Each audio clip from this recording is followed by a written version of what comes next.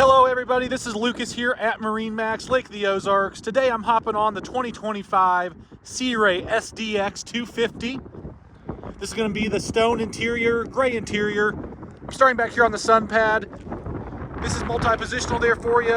Walk in on the starboard rear transom here for you. Phone chargers down in the crevice there for you. Table. It's going to be stored underneath the seats, but that's where it slides in. The Fusion audio system, again another phone charger, USB port if you need it. Beautiful helm with the dual Simrad screens. You do have the option there for the tab control. Plenty of storage. This is your co-captain's area with the head unit for your stereo, little glove box.